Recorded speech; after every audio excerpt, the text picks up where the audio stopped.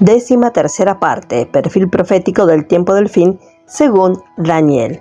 Continuamos en nuestra meditación sobre el escenario profético del tiempo del fin, en donde estamos sumando a las profecías ya emitidas la profecía de Daniel. Con esta profecía vamos a ir completando el cierre de este gran escenario de los cumplimientos proféticos dados en la palabra de Dios para los tiempos finales, los cuales ya están a la puerta. Siempre es necesario recordar que aunque los mismos han tenido cumplimientos parciales, no obstante, los tales esperan un cumplimiento total y específico para su efectividad total. Para esto siempre contamos con la guía del Espíritu Santo en la administración y ministración de esta palabra de gracia, en la cual podemos regocijarnos. Podemos expresar, Maranata, el Señor viene en breve. Y como dice en Apocalipsis capítulo 22, verso 17, y el Espíritu y la esposa dicen ven, y el que oye diga ven. Así continuamos con la presentación de la profecía de Daniel en el escenario profético del tiempo del fin, y dentro del perfil del ministerio del profeta, en los tiempos de los gentiles, seguimos desarrollando la convicción de los tres hebreos, Sadrach, Mesach y Abed-Nego.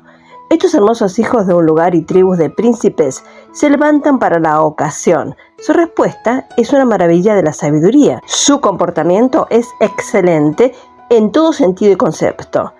Demuestran que son de valores reales en la manera de su dirección al rey, que al parecer los tenía en su poder.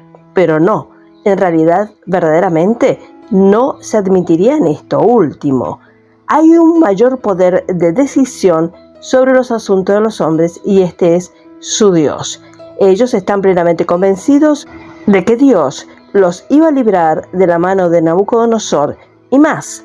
Aún, ni siquiera harían que la milagrosa liberación de esa condición de su negativa les llevara a adorar en el estrado de otro Dios. ¡Ah, qué triunfo están disfrutando! ¡Qué visión de Dios y qué confianza en su omnisciencia, así como de su omnipotencia! Se les concede u otorga a ellos. Dios es capaz de librarlos, ellos declaran, inclusive si Dios quisiera lo contrario. Su comportamiento sería el mismo. Ellos no rendirían culto, es decir, no adorarán a otro Dios que no sea Jehová, aunque puedan morir por su negativa. Sin embargo, no adorarán la imagen que Nabucodonosor había levantado. Leemos una referencia en Job capítulo 32, verso 18, en la versión del oso. Porque lleno estoy de palabras, y el espíritu de mi corazón me constriñe. Ese es el espíritu que nos constriñe. El amor de Dios que puede subsistir en el corazón humano es el espíritu del mártir, es decir, el alma verdaderamente consagrada, ese espíritu de sacrificio que tiene en poco su vida, no amándola hasta la muerte y por lo tanto gana la corona de la vida. Sin embargo, el monarca de Babilonia no se impresiona con la abnegación y correspondiente fidelidad a Dios, que se expresa en estas palabras de exaltación y fe, sino todo lo contrario, y entonces el rey es movido a cólera.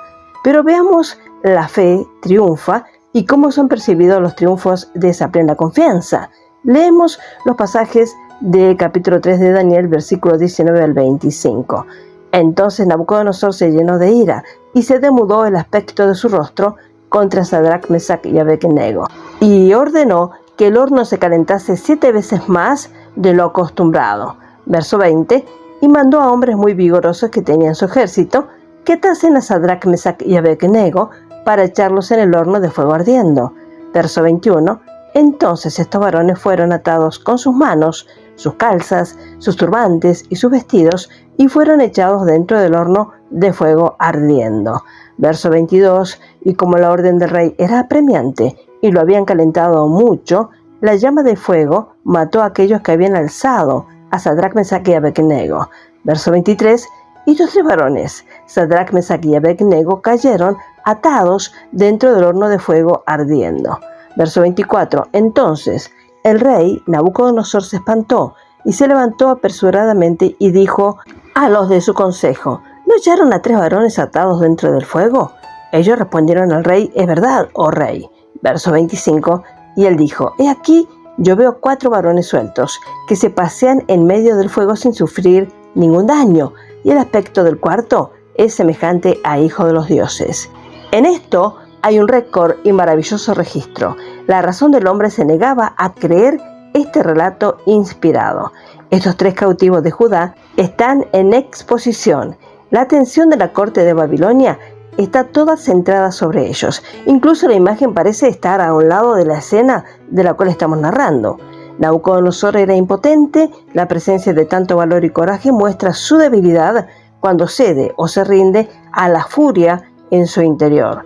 Esto cambia su rostro, su semblante se demuda, hace que caliente en el horno 7 veces más abrasador para dar rienda suelta a su ira sobre estos cautivos.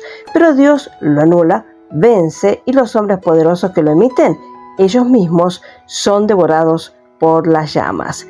Y aún más, una mayor maravilla es manifestada, y no hay visión ahora, sino que es un hecho real. En el medio del horno hubo un espectáculo que llenó de asombro a aquel enfurecido, derrotado gobernador mundial.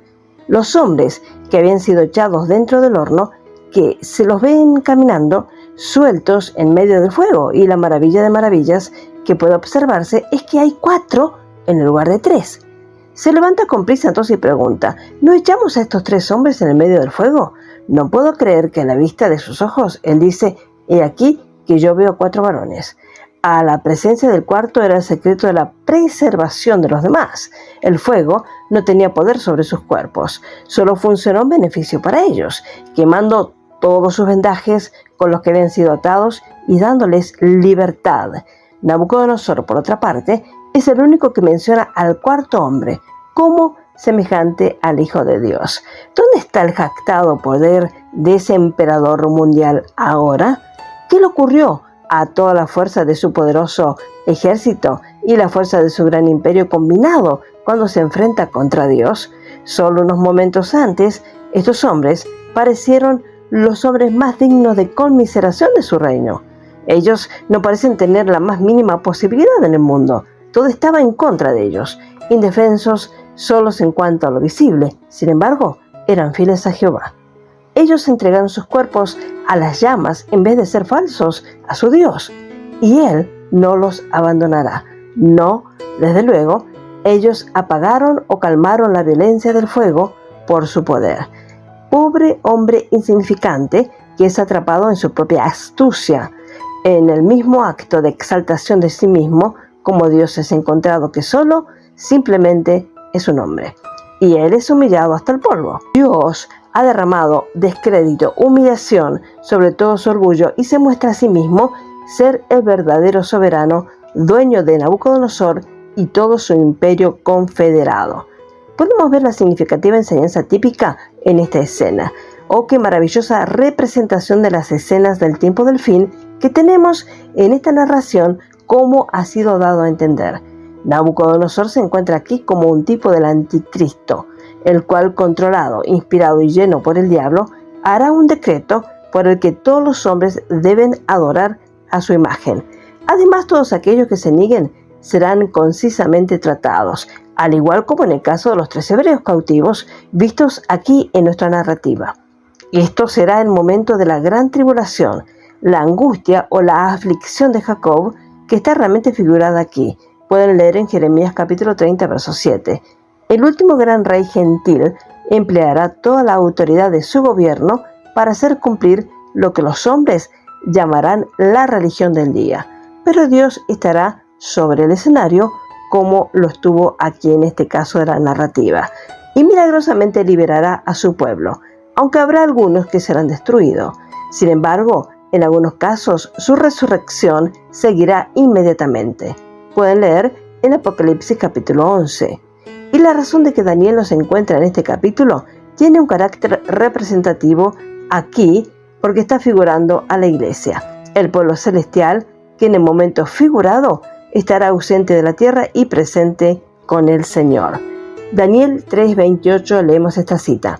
Entonces Nabucodonosor dijo: bendito sea el Dios de ellos, de Sadrach, Mesach y Abednego, que envió su ángel y libró a sus siervos que confiaron en él, y que no cumplieron el edicto del rey y entregaron sus cuerpos antes de servir y adorar a otro Dios que es su Dios. Verso 29. Por lo tanto decreto que todo el pueblo, nación o lengua que dijere blasfemia contra el Dios de Sadrach, Mesach y Abednego sea descuartizado, y su casa convertida en muladar, por cuanto no hay Dios que pueda librar como éste.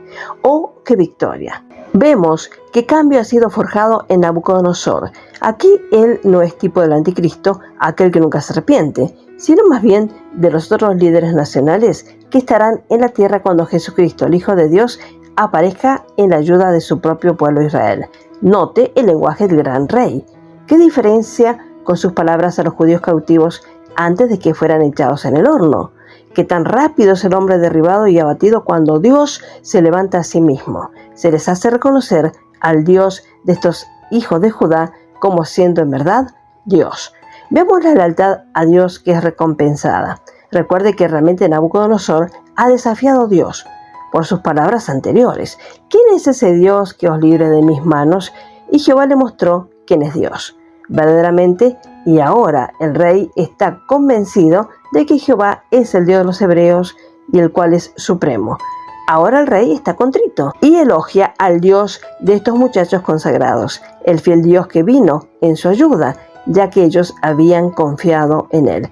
Y este poder manifiesto de Jehová en favor de su pueblo es tomado como motivo para un decreto en que los judíos tendrán absoluta libertad religiosa. No están obligados a adorar a ningún otro Dios más, y a otras personas les está prohibido burlarse o criticar en cualquier medida al Dios de los hebreos. El rey había hecho un decreto sin la aprobación de la corte celestial y tenía que romperlo, dejarlo sin efecto. Pero ahora hace un acuerdo con este tribunal superior, y esta tolerancia religiosa de Israel, que ha sido obtenido en el tiempo de los gentiles, permanece quieto todavía, especialmente en gran medida en la época de Cristo, cuando Israel rechazó a su rey. Sin embargo, desde esa época, y aunque la adoración judía ha cesado en su generalidad, cualquier nación que se ha manifestado persiguiendo al judío y burlándose de su religión ha encontrado pronto la mano de Dios contra ellos. Incluso las naciones, aunque derribadas al final, las mismas serán juzgadas de acuerdo a su tratamiento hacia el judío. Pueden leer Mateo capítulo 25, verso 31 al 46. Dios está por este pueblo de destino, y nadie que esté en contra de ellos puede prosperar. Y recordemos que el decreto de Nabucodonosor está en vigor y en vigencia mientras los tiempos de los gentiles estén establecidos. Comenzaremos a desarrollar el sueño del árbol en el capítulo 4, en donde vemos que Nabucodonosor da gloria a Dios, y vamos a leer la referencia. Verso 1. Nabucodonosor, rey, a todos los pueblos, naciones y lenguas que moran en toda la tierra, paz os sea multiplicada. Verso 2. Conviene que yo declare las señales y milagros que el Dios Altísimo ha hecho conmigo. Nuestra lección actual es otra lección notable en más de un sentido.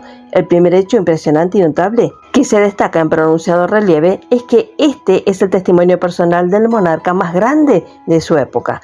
Palabra por palabra es la experiencia de Nabucodonosor, el primer emperador de la época de los gentiles. El mismo es un testimonio del trato maravilloso de Dios con él. Es un testimonio notable, poderoso y pertinente para los hombres de todos los tiempos, pero especialmente para los reyes y gobernantes nacionales gentiles, los cuales deben estar atentos a las palabras de este hombre que, a causa de su elevada posición, real autoridad y dominio en todo el mundo, ha dejado un informe eficaz. Él mismo quiso dar publicidad a la maravillosa condescendencia de Jehová para con él y su reconocimiento y admiración de Jehová, el Dios Altísimo. Él se había probado el ser supremo, capaz de conquistar y someter al más grande entre los hombres. Nabucodonosor quiso y deseó rendirle homenaje y honor. Él desea que el nombre del primer rey de los gentiles se declare públicamente en el reconocimiento y la adoración al Dios vivo y verdadero, el Dios del judío. Y así con valentía declaró que el Dios de los judíos era el que le había dado dominio, poder y autoridad. Reconoció plenamente lo que Dios había hecho por él, y no tomó ninguna gloria para sí mismo como rey del gran reino de Babilonia, sino dio toda la gloria a Dios. Pero recuerde que esto fue su actitud después de haber sido humillado en el polvo, conquistado y subyugado por Jehová. Y así será con todos los sabios y los grandes y poderosos de la tierra. Todos los gobernantes tendrán que venir, como lo hizo Nabucodonosor, a los pies del Señor. Porque su extraña experiencia durante 7 años no es sino más que una muestra de la manera en que Dios contempla a los gobernantes nacionales y religiosos del tiempo del fin, incluso como animales, al igual que las bestias, porque los mismos nos tienen conciencia de Él y su dependencia sobre su voluntad para con su mandato. Además, esta enseñanza que vemos aquí en esta parte de la profecía es un asunto acerca de el último rey de los gentiles, la cabeza de las naciones confederadas, el cual es llamado en realidad una bestia, como se lo ve en Apocalipsis capítulo 13. Cuánta veracidad hallamos en la palabra de Dios. Gracias al Señor por la exposición de su palabra que alumbra y nos muestra lo inconmensurable que es la omnipotencia del Dios vivo. Por ahora dejaremos por aquí confiando plenamente la guía del Espíritu Santo para la administración y comprensión de la palabra de Dios. El Señor los bendiga ricamente a cada uno. Amén y amén.